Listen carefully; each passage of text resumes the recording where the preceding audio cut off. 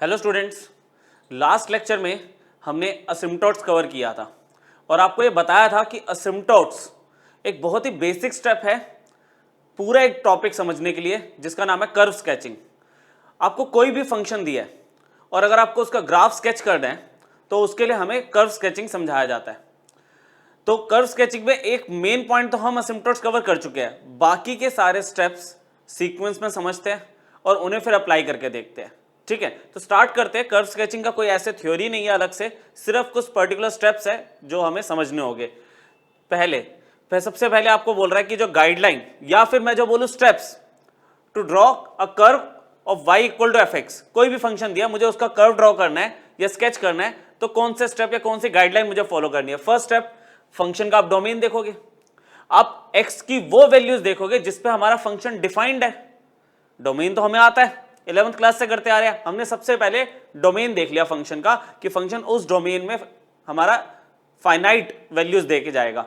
दूसरा, आपको उस फंक्शन के जो पॉइंट ऑफ डिसकंटिन्यूटी है ना, उन पे फंक्शन की वैल्यूज निकाल के रख लो। क्या करना है हमें वैल्यूज निकालनी है फंक्शन की at the points of discontinuity. ठीक है, जहां पे फंक्शन ब्रेक ले रहा है या कहीं पे होल है, वहां पे फंक्शन की वैल्यू डिफाइंड नहीं है, तो वो पॉइंट्स मुझे कंसिडर करने हैं और उस पर जो जो फंक्शन की वैल्यू निकल सकती है वो निकाल लेंगे। और फिर जो आपने डोमेन कैलकुलेट किया था, डोमेन उसके जो एंड पॉइंट्स है उस पे भी आप फंक्शन की वैल्यू कैलकुलेट करके रखोगे। फर्स्ट स्टेप क्या हो गया, डोमेन कैलकुलेट करो। डोमेन कैलकुलेट करने के बाद आप क्या करोगे, पॉइंट्स ऑफ डिसकंटिन्यूटी निकालोगे और उन पॉइंट्स पे फंक्शन की वैल्यू देखोगे। फिर डोमेन के जो एंड पॉइंट थे उस पे भी फंक्शन की वैल्यू कैलकुलेट करके रख लो।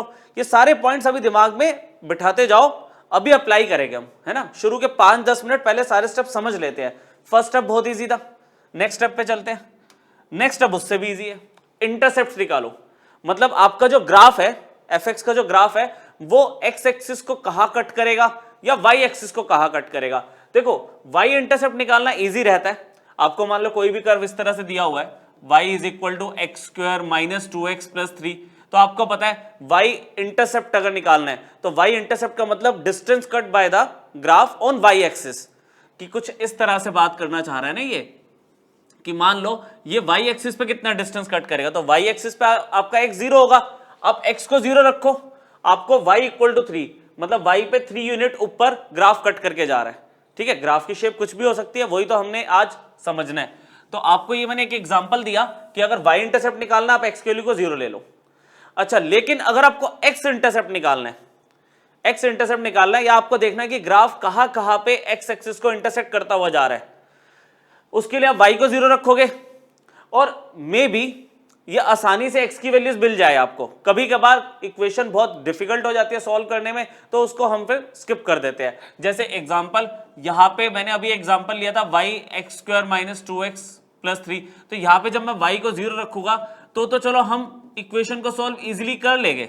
हमारे पास x की 2 वैल्यूज आ जाएगी कि 2 जगह ये इंटरसेक्ट करके जाएगा तो 2 इंटरसेप्ट मिल जाएगा मुझे x एक्सिस पे। लेकिन अगर यही इक्वेशन ऐसे दी होती, x5 minus x cube plus 2x square plus 7, तो उस केस में अगर मैं y 0 रखता हूं तो ये इक्वेशन सॉल्व करके x की वैल्यू निकालना डिफिकल्ट है, तो हम इसको फिर अवॉइड करेंगे, हम x इंटरसेप्ट पे नहीं जाएंगे। क्लियर? तो इंटरसेप्ट या point of intersection of the graph with the axis, intercept या आप देख रहे हो कि ग्राफ आपका x एक्सिस या y एक्सिस को कहां इंटरसेक्ट करके जा रहा है, वो पॉइंट निकालने की कोशिश कर रहे हैं। ऊपर वाला पॉइंट इजीली मिल जाता है, दूसरे वाले को हम देखते हैं सॉल्विंग, अगर कम है तो करते हैं सॉल्व, नहीं तो अवॉइड करते हैं स्टेप को। थर्ड बहुत इंपॉर्टेंट पॉइंट है बच्चों, सिमेट्री का। सिमेट्री ये हमारे ग्राफ को ड्रॉ करने की वर्किंग को आधा कर देता है। अगर हमें फंक्शन किसी तरह से पता चल जाए कि फंक्शन सिमेट्रिकल है, कैसे करते हैं, fx की मान लो मुझे वैल्यू दी है, मान लो सबसे इजी एग्जांपल ले रहा हूं मैं, ये एग्जांपल तो यहीं पे हमारे पास y equal to x square दिया हुआ है, दैट मीन्स fx मुझे एक्स स्क्वायर के इक्वल दिया हुआ है। तो हमने क्या करना है, जहां जहां पे x है ना, अब माइनस एक्स सब्स्टिट्यूट कर दोगे। मान लो आपने x की जगह माइनस एक्स रखा, तो ये सॉल्व करके क्या आ गया, ये पॉजिटिव एक्स स्क्वायर आया, मतलब fx ही तो मिल गया मुझे, f माइनस एक्स मुझे fx ही तो मिल गया। तो उस केस में मैं फंक्शन को बोलता हूं इवन फंक्शन। अगर मेरे पास f माइनस एक्स fx के ही इक्वल आ जाए तो उस केस में मैं f को बोलूंगा इवन फंक्शन। और इवन फंक्शन हमेशा सिमेट्रिकल होता है अबाउट द वाई एक्सिस। तो बच्चों इसमें हम क्या करते हैं पॉजिटिव वैल्यूज लेते हैं एक्स की और उस पर फंक्शन को ट्रेस कर लेते हैं। पॉजिटिव वैल्यूज लेके एक्स की, मतलब हम बात करेंगे कि हम ग्राफ ड्रॉ करेंगे कहां के लिए, फॉर एक्स ग्रेटर देन और इक्वल टू 0, मतलब पॉजिटिव एक्स की वैल्यूज के लिए मैंने ग्राफ को ट्रेस कर लिया और मैंने बोला वाई एक्सिस के अबाउट सिमेट्रिकल है। तो जैसा ग्राफ यहां पे कह रहा सिमेट्रिकली, वैसे ही ग्राफ आप इसको ट्रेस कर दोगे। ठीक है, मतलब बिल्कुल सिमेट्रिकल। अगर ये इस तरफ राइट साइड में अगर ये बना हो तो इस तरफ लेफ्ट साइड में बन जाएगा सेम ग्राफ। तो इससे क्या होता है, आपने आधे पोर्शन में पॉजिटिव वैल्यूज ऑफ एक्स के लिए देखा, नेगेटिव वैल्यूज के लिए अपने आप आपने उसको ट्रेस कर दिया सिमेट्री को यूज करते हुए। तो ये तो तब होगा जब f minus x F x के इक्वल है, जब फंक्शन हमारा इवन फंक्शन है। अच्छा, अगर दूसरी पॉसिबिलिटी आ गई कि f minus x minus f x के इक्वल आ जाए, जैसे कि इसके अंदर एक्स क्यूब के अंदर अगर मैं इसमें f माइनस एक्स लेता हूं यहां पे, तो माइनस एक्स का क्यूब अगर लिया जाएगा तो आपको पता है माइनस एक्स क्यूब बन जाएगा which is equal to minus f x. तो ये आपका ऑड फंक्शन हो गया, ये आपका बन गया ऑड फंक्शन। और ऑड फंक्शन किसके अबाउट सिमेट्रिकल होता है? ऑड फंक्शन किसके अबाउट सिमेट्रिकल होता है? ओरिजिन के अबाउट। अब ओरिजिन के अबाउट सिमेट्री को कैसे यूज किया जाएगा? आप फिर से पॉजिटिव वैल्यूज ऑफ एक्स के लिए ग्राफ को बना लो और इस बार क्या करो, आप ओरिजिन के अबाउट 180 डिग्री से इसको रोटेट कर दो। ये आपका पूरा रोटेट होके इस तरफ आ जाएगा। 180 डिग्री से आप ग्राफ को रोटेट कर दोगे on the negative values of x. ठीक है, तो एक सिमेट्री हमने देखी अबाउट वाई एक्सिस, जैसा ग्राफ इस तरफ था राइट साइड वैसा ही ग्राफ आप लेफ्ट साइड बना दोगे। ठीक है, तो आपका ग्राफ आधी वैल्यूज के लिए आप कैलकुलेट करोगे, आधी वैल्यू सिमेट्री से बना दोगे। सेम अबाउट ओरिजिन कैसे रोटेट करोगे? आप 180 डिग्री से रोटेट कर दोगे, इसको उल्टा कर दोगे ग्राफ को।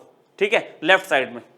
तो ये ऑड फंक्शन की सिमेट्री है, पीछे वाली इवन फंक्शन की सिमेट्री थी। कभी कभार ऑड और इवन नहीं मिलता मुझे, कभी कभार फंक्शन ही चेंज हो जाता है प्लस माइनस एक्स डालने से। तो उसमें हमारी एक लास्ट प्रायोरिटी रहती है कि चेक कर लो कहीं फंक्शन पीरियोडिक तो नहीं है। पीरियोडिक की डेफिनेशन क्या होती थी कि अगर मेरे पास फंक्शन एफ एक्स दिया हुआ है, मैं उसमें कोई एक वैल्यू ऐड करूं, पॉजिटिव नंबर ऐड करूं और मुझे फंक्शन सेम वही मिल जाए। ठीक है, और वो जो x है या जो ये t है सब डोमेन के अंदर ही होना चाहिए उसके फंक्शन के। तो उस केस में मैं इसको बोलता हूं पीरियोडिक फंक्शन। जब F X plus T is equal to F X आ जाता है तो मैं इसको बोलता हूं पीरियोडिक फंक्शन। और पीरियोडिक फंक्शन में ये जो t हमें मिला उसको हम क्या बोलते हैं? Period of the function.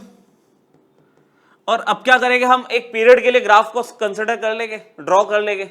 जैसे मान लो साइन एक्स का पीरियड आपको पता है 0 से 2 पाई होता है, तो 0 से 2 पाई का ग्राफ हमने क्या करा, वैल्यूज प्लॉट की। ये तो चलो हमें ग्राफ आता है, साइन एक्स का ग्राफ तो सबको आता है, पर अगर ऐसा पीरियोडिक फंक्शन मुझे मिले जिसका पीरियड मैं कैलकुलेट कर सकूं, तो मैं क्या करूंगा, उस पर्टिकुलर पीरियड के लिए ग्राफ ड्रॉ कर देंगे। और आगे जैसे 2 पाई पीरियड है तो आगे क्या है 4 पाई तक ये ग्राफ सेम चलेगा। अच्छा, यहां पर ये सेम चलेगा -2 पाई तक, है ना। तो ये आपका पीरियोडिक फंक्शन में आप कॉन्सेप्ट यूज कर सकते हो, मतलब पूरा ग्राफ आप कंप्लीट कर सकते हो यूजिंग पीरियोडिसिटी। अच्छा, tan x का भी ऐसे होता है, आपने देखा होगा -π/2 से π/2 के बीच में ऐसे ग्राफ बनता है, तो फिर क्या होगा, π/2 से 3π/2 के बीच में सेम ग्राफ बनेगा, है ना। जगह नहीं है लेकिन tan x का ग्राफ हम सबको आता है। तो पीरियड ऑफ पाई -π/2 से π/2 के बीच में बनाया, आगे π/2 से 3π/2, 3π/2 से 5π/2, इधर -π/2 से -3π/2, ग्राफ आप सेम कंप्लीट कर दोगे। क्लियर हुआ? फर्स्ट पॉइंट डोमेन देखोगे, सेकंड पॉइंट आप इंटरसेप्ट देखोगे, थर्ड पॉइंट आप सिमेट्री देखोगे। ठीक है, इसके बाद ये पॉइंट्स आपके सीक्वेंस में याद होने चाहिए तभी अप्लाई कर पाओगे। इसके बाद बात आ गई असिम्पटोट्स की, और असिम्पटोट्स की बात हमने बिल्कुल एक लाइन में खत्म कर दी, क्योंकि लास्ट लेक्चर इसी पे था। हम हॉरिजॉन्टल असिम्पटोट, वर्टिकल असिम्पटोट और ऑब्लिक असिम्पटोट निकाल के देखते हैं और उनको यूज करेंगे, उससे हमें ग्राफ का एंड बिहेवियर पता चल जाता है। मैं सारी चीजें रिपीट करूंगा लेकिन जब क्वेश्चन में अप्लाई करेंगे, है ना, वो पूरा लेक्चर हमने इसी पे सुना था। Next, intervals of increase and decrease, आपको इतना पता ही है, हम ये इंक्रीजिंग डिक्रीजिंग मोनोटोनिसिटी पूरा लेक्चर पढ़ के आया, पर उसकी छोटी सी चीज कि अगर f dash x greater than 0 है तो मुझे पता उस इंटरवल पे फंक्शन मेरा कैसा होगा, इंक्रीजिंग फंक्शन होगा, मुझे इंटरवल मिल जाएगा इंक्रीजिंग का। और अगर less than 0 f dash x तो डिक्रीजिंग फंक्शन का मुझे इंटरवल मिल जाएगा। ये भी क्लियर है ना। f डैश एक्स पॉजिटिव जिस वैल्यू पे है मैं बोलूंगा उन वैल्यूज पे या उस इंटरवल में हमारा फंक्शन इंक्रीजिंग है, और f डैश एक्स जब नेगेटिव है तो मैं बोलूंगा इस इंटरवल पे हमारा फंक्शन डिक्रीजिंग है। तो ये इंटरवल निकालेंगे हम, इससे भी ग्राफ की शेप का हमें आइडिया लगता है। ठीक है, ठीक है, इसके बाद मतलब ये एक एक करके एओडी अभी तक आपने जितना पढ़ा वो सारा यूज हो रहा है। देख लो, आपने मोनोटोनिसिटी पढ़ी, उसका पॉइंट यूज हुआ। फिर आपने मैक्सिमम मिनिमम पढ़ा, उसमें local maximum local minimum value की बात कर रहे हैं अभी हम। आपको पता है क्रिटिकल पॉइंट हम निकालते थे, क्रिटिकल पॉइंट में क्या होता था, ये सब चीजें याद दिलाओ छोटी छोटी। एफ' या तो 0 होता है, उस सी पॉइंट को, जिस सी पॉइंट पे मेरा f' 0 आ रहा है तो वो सी क्या होगा, क्रिटिकल पॉइंट होगा। या फिर f' अनडिफाइंड हो जाए तो सी हमारा क्रिटिकल पॉइंट होगा। इन क्रिटिकल पॉइंट्स पे या तो हम फर्स्ट डेरिवेटिव टेस्ट लगा के मैक्सिमम में चेक करते हैं या सेकंड डेरिवेटिव। फर्स्ट डेरिवेटिव में आपको क्या सिखाया था कि अगर f' का साइन जब आप c से क्रॉस करोगे from left to right, from left to right जब आप c से क्रॉस करोगे, f' का साइन पॉजिटिव से नेगेटिव में कन्वर्ट हो जाए, पॉजिटिव से नेगेटिव में कन्वर्ट होगा तो क्या होगा, वो लोकल मैक्सिमम का पॉइंट। हमारा सी पॉइंट क्या मिल जाएगा, लोकल मैक्सिमम का पॉइंट। याद आ रहा है, इस केस में ऐसे बनता था, पीक पॉजिटिव से नेगेटिव में कन्वर्ट हो गया। अच्छा, अगर नेगेटिव से पॉजिटिव में कन्वर्ट होगा तो हमें मिल जाएगा लोकल मिनिमम का पॉइंट। ये सब चीजें हमने बहुत डिटेल में विद एग्जांपल्स पढ़ी थी, आपको याद दिला रहा हूं और अभी अप्लाई करेंगे ग्राफ बनाने में। ठीक है, ये लोकल मिनिमम का पॉइंट मिल जाएगा। अच्छा, ये ना लगा के सेकंड डेरिवेटिव टेस्ट भी लगा सकते हो। आपने सिंगल डेरिवेटिव निकाला, ठीक है, क्रिटिकल पॉइंट निकाल लिया उसको 0 के इक्वल रख के, फिर आप डबल डेरिवेटिव निकालोगे और डबल डेरिवेटिव अगर नेगेटिव आ गया, डबल डेरिवेटिव नेगेटिव आ गया उस पॉइंट पे, तो हम क्या बोलते हैं कि भाई लोकल मैक्सिमम है इस पॉइंट पे। ठीक है, इससे डबल डेरिवेटिव के साइन से पता चल जाता है। और अगर सेकंड डेरिवेटिव का साइन उस पॉइंट पे पॉजिटिव आ गया तो मैं क्या बोल दूंगा, ये तो लोकल मिनिमम का पॉइंट है या लोकल मिनिमम का पॉइंट है ना। ये सब हमने पढ़ा हुआ है। तो कितने पॉइंट ऐड हो गए हमारे, डोमेन याद करते जाओ, डोमेन, इंटरसेप्ट्स, सिमिट्री, सिमिट्री के 3 पॉइंट पढ़े थे, इवन, ऑड और पीरियोडिक फंक्शन। उसके बाद क्या पढ़ा, असिम्पटोट्स, डिस्कस नहीं किया, पता है कि फोर्थ बहुत इंपॉर्टेंट पॉइंट है असिम्पटोट्स। उसके बाद हमने क्या पढ़ा, इंक्रीजिंग डिक्रीजिंग का इंटरवल। और 6th पॉइंट आपका क्या, लोकल मैक्सिमा लोकल मिनिमा। आपको लोकल मिनिमा और लोकल मैक्सिमा के पॉइंट भी निकालने होते हैं। Last concavity and point of inflection, वो देखते हैं, concavity and point of inflection. Concavity भी पढ़ाई गई थी आपको, प्रॉपर एक लेक्चर कॉन्केविटी और पॉइंट ऑफ इन्फ्लेक्शन का था। उसमें बहुत शॉर्ट में आपको समराइज कर रहा हूं, एक फंक्शन कॉन्केव अप कब होगा, जब उसका डबल डेरिवेटिव पॉजिटिव होगा। जब डबल डेरिवेटिव पॉजिटिव आ जाएगा तो उन वैल्यूज ऑफ एक्स पे हमारा फंक्शन कॉन्केव अप होगा। और कॉन्केव डाउन कब होगा, जब डबल डेरिवेटिव नेगेटिव होगा। ये चीजें समराइज कर रहा हूं मैं यहाँ पे, ठीक है। इसमें हमने फिर बात की थी पॉइंट ऑफ इन्फ्लेक्शन क्या होता है। पॉइंट ऑफ इन्फ्लेक्शन वो होता है जहां पे हमारा जो कॉन्केविटी चेंज होती है किसी ग्राफ की अबाउट द टेंजेंट। ये देखो, ये पहले कैसे लिख रहा है आपको, कॉन्केव डाउन बताया था ना, कॉन्केव डाउन, और ये क्या हो गया, कॉन्केव अप। तो अगर आप ए से पीछे पीछे देखो, मतलब जब ए आपका लेस देन, या फिर इसको आप ये कह सकते हो, एक मिनट, जब आपकी x की वैल्यू a से कम है तो कॉन्केव डाउन है। इसमें क्या दिख रहा है आपको, f' क्या आ रहा है, नेगेटिव आ रहा है। और जब वैल्यू आपकी x की a से ज्यादा है तो ये कॉन्केव अप है। उस केस में f' आपको कैसा दिख रहा है, पॉजिटिव दिख रहा है। ठीक है, ये टेंजेंट के अबाउट देखो, a पॉइंट के अबाउट क्या हुआ, कॉन्केविटी चेंज हो गई ना, पहले नेगेटिव थी कॉन्केविटी, कॉन्केव डाउन था, फिर कॉन्केव अप हो गया। तो ये जो a पॉइंट है, पॉइंट ऑफ इन्फ्लेक्शन है। पॉइंट ऑफ इन्फ्लेक्शन क्या होता है, जहां पे एक ग्राफ अपनी कॉन्केविटी चेंज करता है। यहां पे देखो, इसमें देखो, अगर आपको बोल रहा है कि आपकी x की वैल्यू b से कम है तो ये कॉन्केव अप है। कॉन्केव अप में क्या होता है, f'' पॉजिटिव है, चलो। और जब x की वैल्यू b से ज्यादा हो गई तो कॉन्केव डाउन हो गया, f'' क्या हो गया, लेस देन 0 हो गया। तो इसमें भी कॉन्केविटी अपनी चेंज कर रहा है, तो b पॉइंट हमारा पॉइंट ऑफ इन्फ्लेक्शन हो गया। याद आ गया, सब किया हुआ है। देखिए अब इसको आगे, अब देखो सारे एक कुछ इंपॉर्टेंट इंफॉर्मेशन ग्राफ्स को देख के, कि आपको ग्राफ को देख के पता चल जाएगा कि हम मैथमेटिकली क्या लेके चलेंगे, या मैथमेटिकल इंफॉर्मेशन हमें मिलेगी तो हम उसका ग्राफ में यूज करेंगे। देखो ग्राफ अगर ऐसा चल रहा है, इसका मतलब ये क्या है, ये कनेक्टेड ग्राफ है, बहुत ही स्मूथली ये चलता जा रहा है। अच्छा, राइज भी हो रहा है, फॉल भी हो रहा है ना। तो ये पॉसिबिलिटी कब होगी, जब फंक्शन हमारा डिफरेंशिएबल होता है। अगर मेरा फंक्शन डिफरेंशिएबल है, सिंगल डिफरेंशिएबल या ट्वाइस डिफरेंशिएबल, उस केस में ग्राफ कुछ समवट ऐसे आएगा, कनेक्टेड रहेगा थ्रू आउट, है ना। अच्छा, ये ग्राफ देखो ऊपर की तरफ जा रहा है, ये ग्राफ ऊपर की तरफ जा रहा है, from left to right increase कर रहा है। तो उस केस में क्या होता है, f' ग्रेटर देन 0 हो गया ना, इंक्रीजिंग ग्राफ हो गया, ये इंक्रीजिंग फंक्शन एक तरह से, लेफ्ट टू राइट ऊपर राइज कर रहा है ना, तो एफ डैश एक्स पॉजिटिव होगा तो ये ग्राफ इस फॉर्म में जाएगा। मतलब ये चीज अब आपको देखो एक माइंड मैप बनाना पड़ेगा कि एफ डैश एक्स अगर पॉजिटिव आ रहा है कुछ वैल्यूज पे तो उन वैल्यूज पे ग्राफ ऊपर की तरफ जा रहा है, ठीक है। अच्छा मे बी वेवी का मतलब क्या हो गया कि वेव भी बन सकते हैं इसमें, वो वेव बनी रही है, जरूरी नहीं है कि स्ट्रेट लाइन होगी, ये बता रखा है इसमें।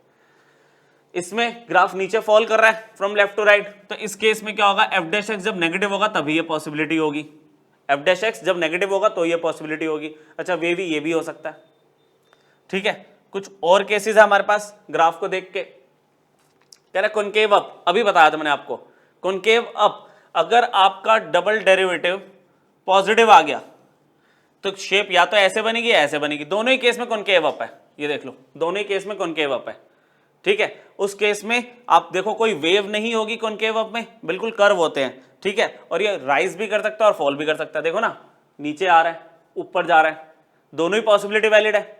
तो कॉनकेव अप की क्या कंडीशन लेके चलेंगे, F dash x greater than 0, तो ग्राफ आपका ऐसे बनेगा, ठीक है। ग्राफ के साथ मैथमेटिकल फॉर्म हम कनेक्ट कर रहे हैं यहाँ पे। कॉनकेव डाउन हो गया, ये कॉनकेव डाउन हो गया, कॉनकेव डाउन की मैथमेटिकल कंडीशन क्या आती, F double dash x less than 0 हो गया, ठीक है। ये थ्रू आउट या तो कॉनकेव डाउन है। अच्छा कोई वेव नहीं बनेगी, ये राइज भी कर सकता है, ये देखो जैसे ऊपर गया, और ये फिर नीचे भी आ सकता है, फॉल भी कर सकता है, मे राइज और फॉल। क्लियर हो रहा है, सही है। सारी कंडीशन एक बार रिवाइज करना फिर क्वेश्चन अटेम्प्ट करना, पहले दिमाग में सारी चीजें क्लियर कर लो, ठीक है। टिप्स पे चीजें याद होगी तो बहुत आराम से 2 मिनट के अंदर अंदर आपका किसी भी फंक्शन का ग्राफ आप बना सकते हो। इन्फ्लेक्शन पॉइंट अभी क्या बताया था कि जो एफ डबल डैश है, देखो पहले क्या ये कॉनकेव एक तरह देखा जाए तो अप है, फिर डाउन हो गया, मतलब अपनी कॉनकेविटी चेंज कर रहा है, और कॉनकेविटी चेंज करने का मतलब इस पॉइंट के अबाउट एफ डबल डैश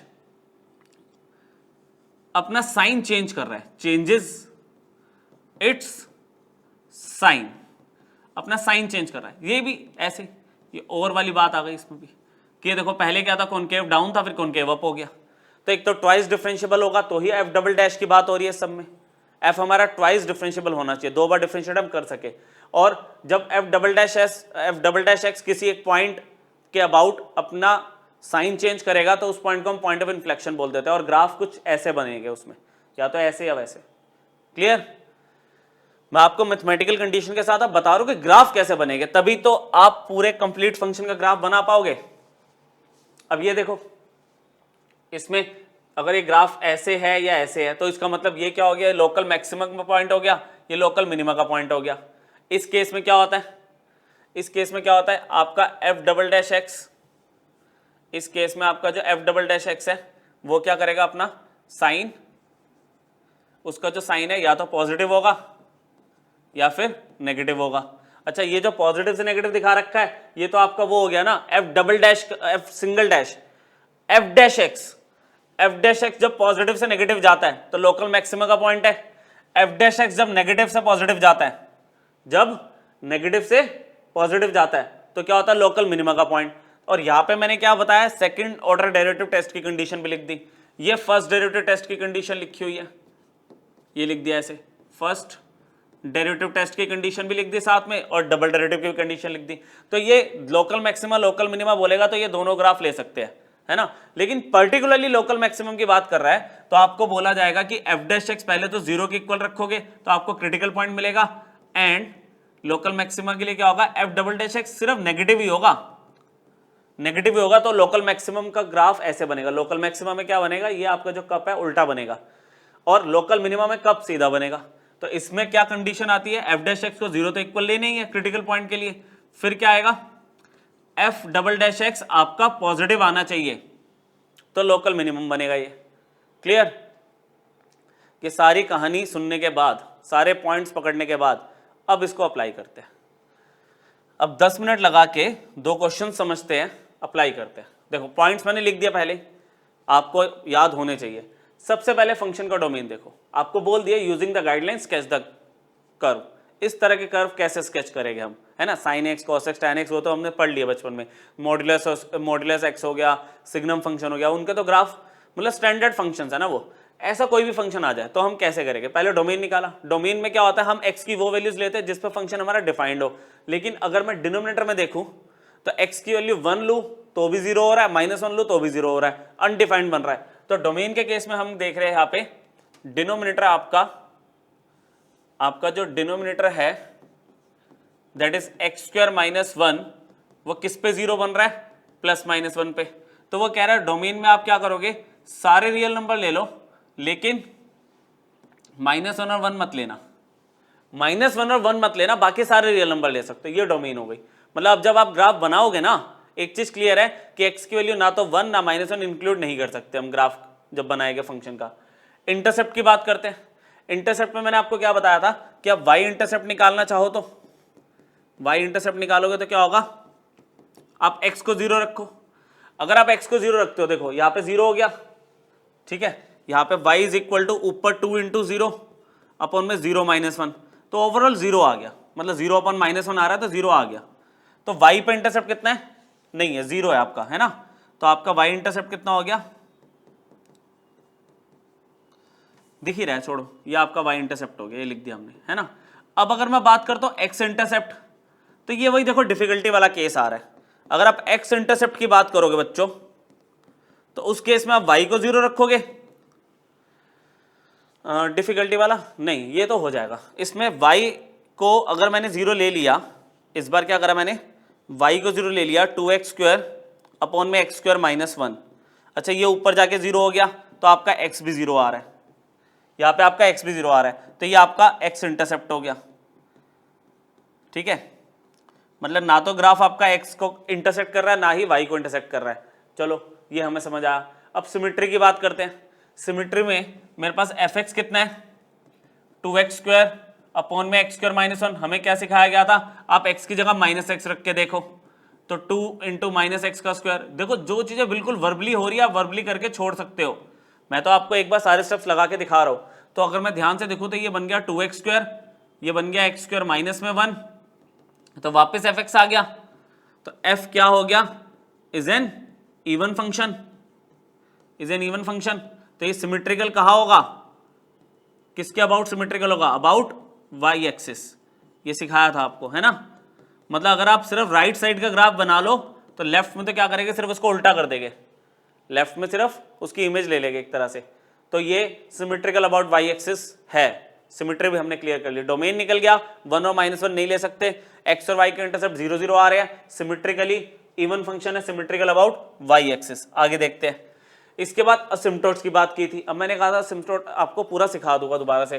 तो जैसे y is equal to 2x square upon में एक्स स्क्वायर माइनस वन की बात कर रहे हैं, तो सबसे पहले हम क्या करते हैं, वर्टिकल असिम्पटोट निकालते हैं। वर्टिकल असिम्पटोट के लिए मैंने आपको कंडीशन क्या बताई थी, आप डिनोमिनेटर को जीरो के इक्वल ले लो।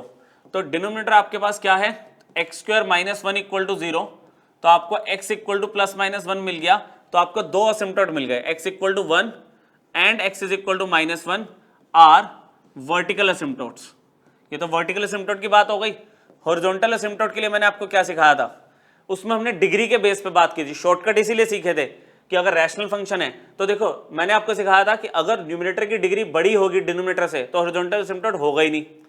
न्यूमरेटर की डिग्री छोटी होगी अगर डिनोमिनेटर से, तो मैंने आपको बोला था एक्स एक्सिस उसका हॉरिजॉन्टल असिम्पटोट होता है। और अगर डिग्री सेम है, तो फिर आपको सिखाया गया था कि y की वैल्यू क्या होगी, ratio of the leading coefficients. Leading coefficient इसमें एक्स स्क्वायर है, उसका कोफिशिएंट 2, इसमें एक्स स्क्वायर का कोफिशिएंट 1 है, तो y इक्वल टू 2 आपका हॉरिजॉन्टल असिम्पटोट आ गया।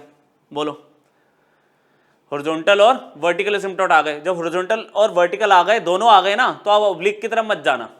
जब हॉरिजॉन्टल या वर्टिकल में से कोई एक ना निकले तो ऑब्लिक निकालना, इसमें जरूरत ही नहीं है। तो ऑब्लिक की वर्किंग भी बहुत बड़ी होती है ना। तो वो एक बार प्लीज पिछले वाला लेक्चर एक बार देखना, इसमें तो हमें जरूरत पड़ी नहीं, आगे जरूरत पड़ेगी तो फिर रिवाइज करा दूंगा। इंटरवल ऑफ इंक्रीज और डिक्रीज, ये तो हमें पता है। मोनोटोनिसिटी, आपने एफएक्स उठाया, बहुत ही आराम से आपने एफएक्स उठाया और डेरिवेटिव करना शुरू कर दिया। ऑप्शन ही कुछ नहीं है इसमें, फटाफट जितनी जल्दी आप डेरिवेटिव कर सकते हो करो। एफ डैश एक्स निकाला हमने, क्वोशिएंट रूल लगाया, एक्स स्क्वायर माइनस वन, ठीक है, 4x हो गया, माइनस 2x स्क्वायर को ऐसे रखा, यह आपका 2x हो गया, divided by x square minus one का होल स्क्वायर, ठीक है। इसको अगर हम सॉल्व करें तो कितना हो जाएगा, ये 4x क्यूब, ये बन गया 4x क्यूब माइनस में 4x, और ये कितना हो गया 4x cube, divided by x square minus one का होल स्क्वायर। तो एफ डैश एक्स की वैल्यू कितनी आ गई हमारे पास एफ डैश एक्स की वैल्यू आ गई है 4x क्यूब से 4x क्यूब तो कट गया ना, -4x बचा अपॉन में x square minus 1 equal to 0। अच्छा देखो, अब मैं क्रिटिकल पॉइंट की बात करूं इसमें, तो आपको पता है x की वैल्यू +-1 है एक तो। अच्छा, x की वैल्यू +-1 मैं ले नहीं सकता, यहाँ पे फंक्शन अनडिफाइंड हो जाएगा, है ना। तो यहाँ पे कह रहा है इंक्रीजिंग और डिक्रीजिंग के लिए अब सारी डिपेंडेंसी किस पे है। देखो ये जो वैल्यू होगी ये स्क्वायर की वजह से या तो पॉजिटिव होगी और 0 में लूंगा नहीं यहाँ पे, तो x की वैल्यू 1 और -1 मत लेना। x की वैल्यू पहले लिख दो कि 1 और -1 नहीं लूंगा मैं, क्योंकि उससे f' अनडिफाइंड हो जाएगा। अच्छा, और डिनोमिनेटर तो हमेशा पॉजिटिव रहेगा इन वैल्यूज को छोड़ के। तो कह रहा है सारी डिपेंडेंसी इस पे आ गई। तो इसमें आपको बोल रहा है कि if x is less than 0 then, मतलब अगर मैं x नेगेटिव लेता हूं तो f' तो पॉजिटिव आ जाएगा, तो मतलब ये तो इंक्रीजिंग हो गया। अब लेकिन बात ये है कि अगर मैं 0 से कम वैल्यू लेता हूं तो 0 से कम में तो -1 भी आ रहा है, -1 को मैं ले नहीं सकता। तो f' ग्रेटर देन 0 का मतलब क्या हुआ, यहां पे मैं इतनी सी बात लिख देता हूं कि f' 0 से बड़ा अगर आ रहा है, पॉजिटिव आ रहा है, तो वो इंक्रीजिंग है। तो मैं यहां पे लिख रहा हूं कि f इज इंक्रीजिंग इन किसमें इंक्रीज हो रहा है, -∞ से -1, जिसमें -1 इंक्लूड नहीं कर सकते, -∞ से -1 यूनियन 1 से 0, सॉरी -1 से 0, -1 से 0। देखो ना, -∞ से -1 इंक्लूड हो नहीं सकता, फिर -1 से 0 में भी तो ये पॉजिटिव ही आ रहा है f', तो इंक्रीजिंग के ये इंटरवल बन गए। और अगर x नेगेटिव ले लूं मैं तो f' क्या हो जाएगा, पॉजिटिव हो जाएगा। उल्टा, सॉरी, यहां पे पॉजिटिव ले लूं अगर मैं, है ना, पॉजिटिव f' अगर मुझे पॉजिटिव चाहिए, ये मैंने सेम ही केस ले लिया, यहां पे मैंने क्या किया, x नेगेटिव लिया तो अब x पॉजिटिव लो, ये लो। x अगर पॉजिटिव लेते हो तो f' का साइन क्या आया, समझ गए ना आप, नेगेटिव आ रहा है। अरे x पॉजिटिव लोगे तो -4 की वजह से नेगेटिव हो जाएगा, नीचे वाला तो पॉजिटिव है ही। तो इस केस में क्या होगा, x ग्रेटर देन 0 में क्या होगा, 1 भी आएगा, पर 1 तो मैं ले नहीं सकता। तो f हमारा डिक्रीजिंग कहां पे होगा, f इज डिक्रीजिंग इन 0 से 1 नहीं ले सकते, यूनियन 1 से इंफिनिटी। ये इंक्रीजिंग डिक्रीजिंग का इंटरवल मिल गया, वो इंक्रीजिंग का इंटरवल मिल गया, ठीक है। इंक्रीजिंग डिक्रीजिंग, बाकी कॉन्केविटी और मिल गई, असिम्पटोट्स मिल चुके हैं, कॉन्केविटी और मिल गई, ग्राफ बन जाएगा। लोकल मैक्सिमा लोकल मिनिमा की भी जरूरत नहीं है, क्योंकि इंक्रीजिंग डिक्रीजिंग से हमें बहुत हेल्प मिल जाती है। यहाँ पे कॉन्केविटी और पॉइंट ऑफ इन्फ्लेक्शन निकालने की कोशिश करता हूँ। मेरे पास f' कितना था, अगर पीछे की वैल्यू याद करूँ तो -4x अपॉन में x² - 1 का होल स्क्वायर, क्योंकि बेटा कॉन्केविटी के लिए आपको पता है डबल डेरिवेटिव चाहिए। आपने डबल डेरिवेटिव कैलकुलेट किया, क्या होगा, क्वेश्चन ट्रू लगा रहा हूं मैं, ये तो ऐसे ही रखा, इसका हो गया -4, ठीक है। फिर -4x ऐसे ही रखा, इसमें आ जाएगा 2x² - 1 का होल स्क्वायर, नहीं होल स्क्वायर तो नहीं रहेगा, पावर 1 हो गई, इनटू में 2x चेन रूल से ऐसे, डिवाइडेड बाय x² - 1 का पावर 4 हो जाएगा। अच्छा, थोड़ा सा सिंप्लीफाई अगर मैं करूं तो मुझे x² - 1 कॉमन आता हुआ दिख रहा है, एक x² - 1 तो दोनों में है ही, तो यहाँ पे एक x² - 1 बचा और -4, तो ये हो गया -4x² + 4, ये x² - 1 बाहर चला गया, माइनस माइनस प्लस हो गया, 4x और 4x 16x² प्लस का 16x² आ गया, अपॉन में x² - 1⁴, ये कैंसिल हो गया, तो आपके पास क्या आ गया 12x² + 4 और नीचे आ गया x² - 1 का होल क्यूब। क्लियर। अब देखो ऊपर वाली वैल्यू तो पॉजिटिव ही है, ऊपर वाली वैल्यू तो आपकी पॉजिटिव ही है, सारी डिपेंडेंसी आ गई इस पे, ठीक है। तो यहां पे अब आपको क्या बोल रहा है, कॉन्केविटी में आपको क्या बोला गया था कि आप चेक करो कि कहां पे हमारा f' पॉजिटिव है, कहां पे हमारा नेगेटिव है, ठीक है। तो इस केस में यहां तक तो हमारा सारा हिसाब किताब ठीक है। अब x की वैल्यू अगर आप 0 से कम लेते हो, x की वैल्यू 0 है, अगर आपकी नेगेटिव इधर आ रही है, बाकी तो ये तो नेगेटिव ही रहेगा हमारा, है ना, कॉन्केविटी तो हमारी नेगेटिव ही है इसके अंदर। चलो अब इसको मैं काम करता हूँ, असिम्पटोट्स के साथ कनेक्ट करने की कोशिश करता हूँ, ठीक है, असिम्पटोट्स के साथ कनेक्ट करने की कोशिश करता हूँ और फिर कॉन्केविटी को हम यहाँ पे क्लियर करेंगे। आपका असिम्पटोट्स कौन कौन से आए थे, देखो असिम्पटोट्स कौन कौन से आए थे, एक हॉरिजॉन्टल असिम्पटोट 2 था, y = 2, और वर्टिकल असिम्पटोट आपके पास 1 और -1 है, ठीक है। तो y equal to 2, y equal to 2 ये है आपके पास, ऐसी बनेगी लाइन y इक्वल टू 2 की। ठीक है, ये हमारे पास कौन सा असिम्पटोट है, y इज इक्वल टू 2 का। वर्टिकल असिम्पटोट हमारे पास दो थे, एक था -1 x इक्वल टू -1 और एक था 1। तो वर्टिकल असिम्पटोट कुछ इस तरह से आएगा पैरेलल टू y एक्सिस। ठीक है, ये x इक्वल टू -1 हो गया और ये आपका x इक्वल टू 1 हो गया। ठीक है, असिम्पटोट से बहुत बड़ी हेल्प मिलती है हमें, असिम्पटोट से बहुत बड़ी हेल्प मिलती है। अब देखो इसके अंदर आपको देखो क्वेश्चन में क्या बोला गया है कि -1 और 1 के बीच में, देखो जरा मेरी बात यहाँ पे ध्यान से देखो, -1 और 1 के बीच में, पीछे देखते हैं, हमारा फंक्शन इंक्रीज कहाँ पे कर रहा है, -∞ से -1 और -1 से 0 के बीच में। ठीक है, ये सारी चीजें एक जगह हमें उतारनी पड़ेगी तो ही होगा। और यहाँ पे क्या है मेरे पास, डोमेन क्लियर है, इंटरसेप्ट्स तो है ही नहीं हमारे पास। अच्छा, इवन फंक्शन है। ठीक है, और इसके अंदर बस कॉन्केविटी की अगर हम बात करें तो देखो, अगर कॉन्केविटी में और निकाल लो तो खत्म। यहाँ पे ऐसा है ना, इस पे मैं बात कर रहा था, आपको बोल रहा है कि भाई x² -1 अगर पॉजिटिव होगा, मेरी बात सुनो, ये वाली बात आ रही है, अगर ये पॉजिटिव हुआ तो पूरा हमारा f�XX पॉजिटिव आ गया। तो यहाँ पे मैं लिख देता हूँ आपके लिए, और ये आपका कंप्लीट हो गया। कॉन्केव अब के लिए मैं क्या कर रहा हूँ, मैं इसको पॉजिटिव ले रहा हूँ, और इसको पॉजिटिव लेने का मतलब क्या हुआ, x+1 और x-1 पॉजिटिव है। और फिर इन इक्वेशन का कंसेप्ट अगर मैं लगाऊं -1 और 1, तो यहाँ पे क्या आता है, outside the interval, greater than वाली इनइक्वालिटी के लिए ये होता है। और कॉन्केव डाउन के लिए क्या करोगे आप, कॉन्केव डाउन क्या होगा, जब ये पूरा नेगेटिव होगा तो क्यूब की वजह से ये भी नेगेटिव होगा, तो आप बोल दोगे x² -1 लेस देन 0 लेके चलोगे, तो उसमें आ गया x+1 और x-1 लेस देन 0। उस केस में -1 से 1 विद इन द इंटरवल होगा, इसमें आउटसाइड द इंटरवल था। तो देखो कॉन्केव डाउन, कॉन्केव डाउन क्या है, -1 से 1 के बीच में, बताया था मैंने, -1 से 1 के बीच में।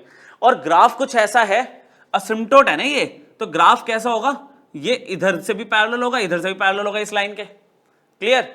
अच्छा, फिर अगर देखो बाकी सारी चीजें हमारी वेरीफाई होगी नहीं होगी, वो हम कैसे देखेंगे, मैंने इंक्रीजिंग का इंटरवल भी यहाँ पे लिख लूं, मैंने कहा था एक जगह लिख लेते हैं। ओहो, ये फटाफट से ये लो, इंक्रीजिंग का इंटरवल क्या लिया था आपने, इंक्रीजिंग का इंटरवल आपने ले रखा है -∞ से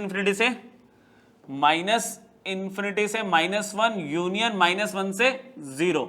अच्छा, डिक्रीजिंग का इंटरवल क्या लिया हुआ आपने, 0 से 1 यूनियन 1 से ∞।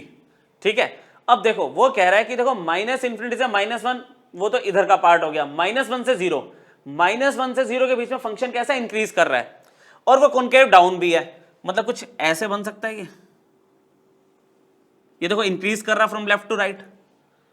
और 0 से 1 के बीच में देखो, 0 से 1 के बीच में डिक्रीज हो रहा है, तो कॉन्केव डाउन ये आ गया। आई बात समझ।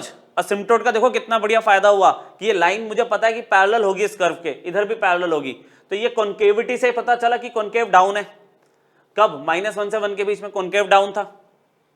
अब बात करते हैं, कह रहा -1 से इधर इधर कॉन्केव अप है, -1 से इधर मतलब -∞ से -1 में कॉन्केव अप है।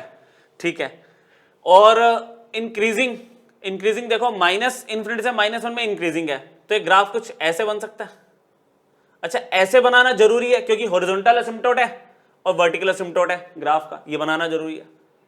ठीक है, इसके बीच में बनेगा ये, यहां पे नहीं बना सकता ना मैं, क्योंकि ये -1 से 0 के बीच में तो ग्राफ यहां पर है, और -∞ से -1 में कैसा है, कॉन्केव अप और इंक्रीजिंग। उधर बात करते हैं। अब कह रहा है 1 से ∞ के बीच में कैसा, डिक्रीजिंग है, डिक्रीजिंग है, और 1 से ∞ में कॉन्केव अप ही है, तो कुछ ऐसे बनेगा ये देखो, ये कॉन्केव अप है और ये डिक्रीजिंग है फ्रॉम लेफ्ट टू राइट। ये आपका कंप्लीट ग्राफ है, ये देखो, ये सारी चीजें हमने देखी। अच्छा, देखा जाए तो सिमेट्रिकल नहीं है क्या ये, आप देखो वाई एक्सिस के अबाउट जैसा उस तरफ वैसे इधर है, बस उल्टा हो गया, बिल्कुल exact symmetrical about y axis. तो ये सारी गाइडलाइंस को आप यूज कर सकते हो। एक मैंने ये लिया रैशनल फंक्शन, एक मैं लिए आपके लिए ले तो पॉलिनोमियल फंक्शन बढ़िया सा, ठीक है, उसमें भी पॉइंट्स यूज करते हैं, समझ आएगा आपको। उसमें ये है कि नेक्स्ट क्वेश्चन में तो आपको क्या करवाया गया, नेक्स्ट क्वेश्चन में तो आपको पहले हेडिंग ही दे दी कि भाई ये कैलकुलेट करो, वो कैलकुलेट करो, पॉलिनोमियल फंक्शन एक दे दिया छोटा सा, और फिर कह रहा है इन सब चीजों को यूज करके ना स्केच द ग्राफ। मतलब सबसे पहले आपसे क्या बोल दिया, इंक्रीजिंग डिक्रीजिंग का इंटरवल बताओ, फिर ग्राफ बताओ कहाँ कॉनकेव अप है कॉनकेव डाउन है, फिर रिलेटिव एक्सट्रीमा निकालो। रिलेटिव एक्सट्रीमा का मतलब क्या था, मैक्सिमम मिनिमम बताओ, है ना, और फिर इन्फ्लेक्शन पॉइंट बता के ग्राफ स्केच करो इसका। करते हैं कोशिश। देखो सबसे पहले इसमें fx आपने कंसिडर किया x⁴ माइनस में 4x³ प्लस 10, इंक्रीजिंग और डिक्रीजिंग बोला है। अब इसमें मैंने डोमेन नहीं निकालना, डोमेन तो रियल नंबर ही है ना। अगर बात करता है एक्स इंटरसेप्ट वाई इंटरसेप्ट की, उसने जहां से बोला शुरू करो वहीं से कर देते हैं अभी, नहीं तो हम अपने स्टेप्स फॉलो करते हैं। मैं डोमेन देखता, रियल नंबर है, मैं फिर इसका इंटरसेप्ट देखता, इंटरसेप्ट निकालने में यहाँ पे दिक्कत होगी, क्योंकि अगर मैं y को 0 लूँगा तो x की पावर सॉल्व करना मुश्किल आएगा थोड़ा, है ना। तो वो जहाँ से कह रहा है शुरू करो वहीं से करते हैं, देखते हैं इसी से बात बन जाएगी। हमने इंक्रीजिंग डिक्रीजिंग के लिए सीखा है कि भाई आप डेरिवेटिव कर दो, तो यहाँ पे कितना हो जाएगा 4x³, ये हो जाएगा -12x², ठीक है। इसको 0 के इक्वल रखने से पहले हम इसको थोड़ा सा सिंप्लीफाई करेंगे। हमने यहाँ पे 4x² कॉमन ले लिया तो क्या बना, x माइनस में 3 आ गया। तो आपको पता है f' को 0 के इक्वल लेते हैं, f' को 0 के इक्वल रखा तो क्या आया 4x² x minus 3 equal to 0। तो आपको एक बार x के लिए 0 मिल गई, एक बार x के लिए 3 मिल गई। तो नंबर लाइन पे क्या मिल गया आपको, 0 और 3, ठीक है। अब आपको देखना है कि f' कहाँ पे साइन चेंज कर रहा है। अगर मैं 0 से कम कोई वैल्यू लेता हूँ, -1 लेता हूँ, तो ये तो स्क्वायर है, पॉजिटिव हो जाएगा, ये नेगेटिव आएगा। 0 से 3 के बीच में मान लो 1 ले ली वैल्यू, ये तो पॉजिटिव है, ये नेगेटिव आ रहा है। अच्छा जब 3 से ज्यादा लेते हो कोई वैल्यू, मान लो 4 ले लिया, तो पॉजिटिव आ रहा है f'। तो इसका मतलब fx इज इंक्रीजिंग इन 3 से इंफिनिटी, यहां पे फंक्शन इंक्रीज कर रहा है, और fx इज डिक्रीजिंग इन -∞ से 3। देखो ना, -∞ से 3 ये डिक्रीज कर रहा है, 3 से कम में सारा नेगेटिव है, ये क्लियर हुआ। उसने बोला किस इंटरवल पे इंक्रीज कर रहा है, कहां डिक्रीज कर रहा है, हमने बता दिया। अब कह रहा है कॉनकेव अप कॉनकेव डाउन बताओ। उसके लिए हम डबल डेरिवेटिव निकालते हैं। फर्स्ट डेरिवेटिव को नेक्स्ट पेज पे लेके चलते हैं। आपको पता है f' कितना आया आपका 4x² और x माइनस 3 था ना, तो इसका वही वाला फॉर्म लेते हैं, ओरिजिनल फॉर्म, वो था 4x³ माइनस में 12x²। हमने इसको दोबारा डिफ्रेंशिएट किया f'', तो कितना आ गया 12x² माइनस में 24x, यहाँ पे हमने 12x कॉमन ले लिया तो x माइनस 2 बन गया, ये वैल्यू आ गई x माइनस में 2, f'' निकाल रहे हैं। अब कॉन्केविटी के लिए क्या चेक करते हैं हम, कॉन्केविटी के लिए आप क्या करोगे, पहले इसमें वही क्रिटिकल पॉइंट निकाले इसके, वैसे इसके जो पॉइंट निकलते हैं वो हाइपर क्रिटिकल पॉइंट होते हैं, ये भी बताया था मैंने। यहाँ पे 0 लिया, यहाँ पे 2 लिया। अब 0 के अबाउट देखा हमने, जैसे हमने देखा 0 और 2 के बीच में वैल्यू अगर मैं 1 लेता हूँ तो यहाँ पॉजिटिव, ये नेगेटिव आ रहा है, नेगेटिव वैल्यू रखूंगा अगर मैं तो ये पॉजिटिव आ रहा है f'', ये f'' का साइन देख रहा हूं मैं, ठीक है, ये पॉजिटिव आ रहा है। अच्छा आपको क्या सिखाया गया था, कि भाई अगर तुम्हारी कॉन्केविटी चेंज हो रही है पॉजिटिव से नेगेटिव, तो उसमें x equal to 0 and x equal to 2 दोनों पे कॉन्केविटी चेंज हो रही है, are inflection points. Inflection point यही तो होते हैं, हमने इन्फ्लेक्शन पॉइंट निकाल दिए। अब कॉन्केव अप और डाउन की बात करूं तो f'' पॉजिटिव यहां पे है, तो कॉन्केव अप ऐसे होगा, ये कॉन्केव डाउन होगा, ये कॉन्केव अप होगा, है ना। ये कॉन्केव अप हो गया, ये कॉन्केव डाउन हो गया, ये कॉन्केव अप हो गया। तो कॉन्केव अप में क्या बात कर रहा है, ये -∞ से 0 यूनियन 2 से इंफिनिटी, ये कॉन्केव अप का इंटरवल बन गए। और कॉन्केव डाउन का क्या हो गया, 0 से 2, कॉन्केव डाउन, ये भी हो गया। देखिए क्वेश्चन में और क्या कह रहा है, कॉन्केव अप और कॉन्केव डाउन बताओ कहां पे हो रहा है, हमने वो भी बता दिया। अब कह रहे हैं रिलेटिव एक्सट्रीमा बताओ, इन्फ्लेक्शन पॉइंट बताओ। इन्फ्लेक्शन पॉइंट तो मैंने बता दिए, अब रिलेटिव एक्सट्रीमा बताना है। अच्छा उसको बताने से पहले एक चीज और देख लेते हैं कि इन्फ्लेक्शन पॉइंट बोले हैं ना, तो एक काम करते हैं, रुको पहले सबकी चलो फंक्शन की वैल्यू एक साथ ही निकालेंगे। आपको पता है रिलेटिव एक्सट्रीमा के लिए अगर मैं रिलेटिव एक्सट्रीमा की हेडिंग डालूं तो उसमें हमने क्या किया था, आप या तो फर्स्ट डेरिवेटिव टेस्ट लगा लो या सेकंड डेरिवेटिव टेस्ट लगा लो। एफ डैश एक्स आपके पास क्या था, एफ डैश एक्स आपके पास था 4x² x-3, जिसको आपने 0 के इक्वल रखा था तो क्रिटिकल पॉइंट 0 और 3 आ गए थे, याद आया। आपने डबल डेरिवेटिव निकाल रखा है, डबल डेरिवेटिव निकाला था तो क्या आया अभी 12x² या 12x और x-2 ऐसी वाली फॉर्म ले लो। तो कह रहा है कि f डबल डैश 0 पे चेक करना वैल्यू क्या आ रही है। अगर मैं 0 लेता हूं ये 0 हो गया, ओवरऑल 0 आ गया ये तो, है ना। तो ओवरऑल 0 आ गया तो इस पे तो हम कुछ कह नहीं सकते, इस पे तो हम कुछ कह नहीं सकते, क्योंकि याद करो f डबल डैश जब 0 आता है तो फिर हम हायर ऑर्डर डेरिवेटिव टेस्ट लगाते हैं। अच्छा चलो उस पे, ठीक है, इसको मतलब हम बोलेंगे कि एनालिसिस और चाहिए, ठीक है, एनालिसिस नीडेड, ये लिख दिया मैंने शॉर्ट में, हटाओ। अब f डबल डैश अगर 3 पे लेते हो तो क्या आएगा 12 इंटू 3 और 3 माइनस 2 1 हो गया, ये तो पॉजिटिव आ रहा है, तो इसका मतलब 3 हमारा पॉइंट किसका हो गया, लोकल मिनिमम का हो गया, ये हो गया लोकल मिनिमम का पॉइंट हो गया। चलो अब एक काम करते हैं, जितने हमारे पास पॉइंट आ गए, कौन कौन से आ गए, एक तो x इक्वल टू 0 और x इक्वल टू 2, ये तो बन गया point of inflection, inflection point, और x इक्वल टू 3 किसका मिल गया पॉइंट, लोकल मिनिमम का मिल गया, है ना। ग्राफ अगर बनाना है पॉलिनोमियल का, इन सब पे फंक्शन की वैल्यू निकाल लो। फंक्शन आपके पास क्या था, fx आपके पास था x⁴ माइनस में 4x³ था, माइनस 4x³ प्लस 10, है ना। चलो माइनस 4x³ प्लस 10, तो अगर मैं यहाँ पे फंक्शन एट 0 की वैल्यू निकाल रहा हूँ, कोई डाउट ही नहीं है 10 आ रहा है। अच्छा फंक्शन एट 2 की वैल्यू अगर मैं निकालूँ तो वो बनेगी आपकी 16 माइनस 4 इंटू 8 32 प्लस 10, ये आ गई -6। अच्छा फंक्शन एट 3 पे अगर मैं वैल्यू कैलकुलेट करता हूँ तो आएगी 81 माइनस 4 इंटू ये 108 प्लस 10, ये आपके पास आ गई 91 माइनस 17 आ गई, है ना। तो इन्फ्लेक्शन पॉइंट ये क्या हो गया, 0,10 is the inflection point, 2, -6 is the inflection point and 3, -17 is point of local minima, है ना। अब देखो इसका एक ना हम रफ सा एक ग्राफ बनाते हैं, फिर उसको फाइनल में देखते हैं कैसे कन्वर्ट करेंगे। Concave up, concave down, interval increase और डिक्रीज सब एक जगह लिख लेते हैं। जैसे मैंने पहले बोला था, इंक्रीजिंग है आपका 3 से इन्फिनिटी में, ठीक है, इंक्रीजिंग में यहाँ लिख लेता हूँ 3 से इन्फिनिटी में, और डिक्रीजिंग आपको पता चली गया -∞ से 3 में। अच्छा कॉनकेव अप और डाउन की बात अगर मैं करूँ तो क्या था, कॉनकेव अप, कॉनकेव डाउन 0 से 2 में है, और उसके अलावा वो कॉनकेव अप है ना। कॉनकेव डाउन आपका 0 से 2 में है, और कॉनकेव अप क्या है, -∞ से 0 यूनियन 2 से इन्फिनिटी। देखो सबसे पहले आप इन्फ्लेक्शन पॉइंट बना दो, क्योंकि इन्फ्लेक्शन पॉइंट वो पॉइंट है जहां पे ग्राफ अपना कॉनकेविटी को चेंज करेगा, है ना। तो आप देखो 0,10, 0,10 यहां पे ले लूं मैं, 10 ज्यादा ऊपर नहीं ले सकते।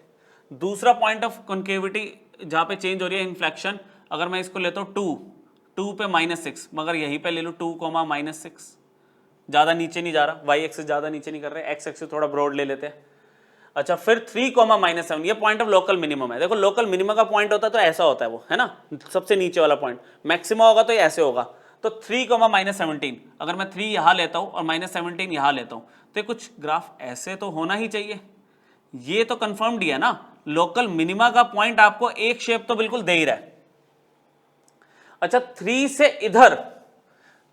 इधर फंक्शन मेरा डिक्रीज कर रहा है, मतलब ये फॉलिंग ग्राफ होगा, फॉलिंग ग्राफ, और 3 से आगे ग्राफ ऊपर इंक्रीज करेगा, है ना, ये पता हमें, ठीक है। अब आपको कहता है कि देखो 0 से 2 के बीच में कॉनकेव डाउन है, 0 से 2 के बीच में कॉनकेव डाउन है, और -∞ से 0 में कॉनकेव अप, 2 से इन्फिनिटी में भी कॉनकेव अप, है ना। तो ये कुछ ऐसे बनेगा, ये देखो ये ग्राफ, मान लो ये ग्राफ आपका इधर से आ रहा है, ठीक है, तो ये कॉनकेव डाउन होगा ऐसे, ये कॉनकेव डाउन होता जा रहा है ना, कॉनकेव डाउन हो रहा है। फिर यहाँ पे इसने अपनी कॉनकेविटी बदली, ये कॉनकेव अप होना शुरू हो गया, ये कॉनकेव अप हो रहा है ना। इसको अभी थोड़ा सा चेंज कर देंगे, बात समझ आई। देखो यहाँ पे आपको क्या बोला है कि यहां से डिक्रीज होता हुआ आ रहा है, 3 से इधर इधर देखो लेफ्ट टू राइट, देखो ये ग्राफ नीचे तो आ रहा है, नीचे आ रहा है, डिक्रीजिंग है, मतलब 3 से इधर इधर ग्राफ डिक्रीजिंग है। अच्छा यहां पे ये ऊपर की तरफ होगा, ऊपर की तरफ क्यों होगा, क्योंकि इस पॉइंट पे इसने अपनी कॉन्केविटी चेंज करनी है। अच्छा, इसके बाद एक कॉन्केव डाउन है, किसके बीच में, 0 और 2 के बीच में, 0 और 2 के बीच में कॉन्केव डाउन है, लेकिन माइनस इन्फिनिटी से 0 में क्या, कॉन्केव अप। तो ग्राफ ऐसे होगा, ऐसे होते ही यहां पे कॉन्केव डाउन हो गया, ये डिक्रीज तो हो ही रहा है, पहले भी डिक्रीज हो रहा था, अब भी डिक्रीज हो रहा है, आते आते आते रिलेटिव मिनिमम पॉइंट पे आया, और 3 के बाद क्या हो गया, इंक्रीजिंग शुरू हो गया।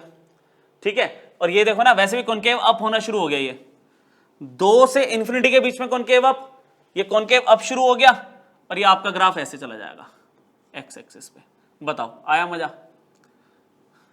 कॉन्केव अप, कॉन्केव अप कब, 0 से कम में, नेगेटिव वैल्यूज ऑफ एक्स के लिए कॉन्केव अप है।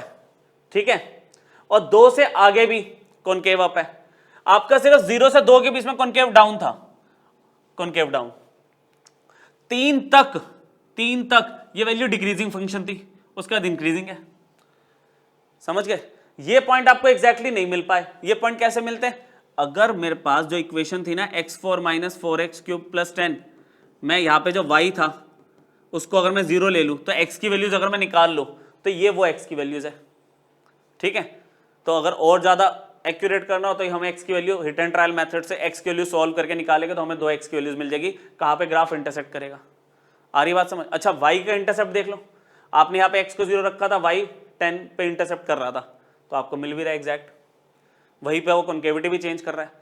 तो पॉलिनोमियल फंक्शन है, तो इसमें लोकल मैक्सिमा लोकल मिनिमा पे ज्यादा ध्यान देना। अच्छा, जो मैंने रैशनल फंक्शन लिया था उसमें मुझे असिम्पटोट्स की हेल्प मिली थी, है ना, यहाँ पे असिम्पटोट निकालने का काम नहीं है क्योंकि पॉलिनोमियल फंक्शन था।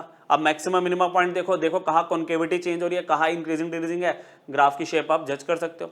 मतलब ये आपको एक रफ फिगर देते हैं। एडवांस में इस तरह के क्वेश्चंस बनते हैं जिसमें पहले आप ग्राफ बनाओगे, फिर आगे चीजें इंटरप्रेट करवाता वो आपसे कि कहाँ लोकल मैक्सिमा, कहाँ लोकल मिनिमा, बहुत सारी चीजें।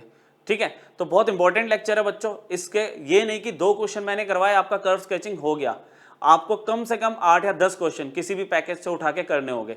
स्टेप्स यही लगेंगे, ये गारंटी है, इससे ऊपर एक स्टेप नहीं होगा।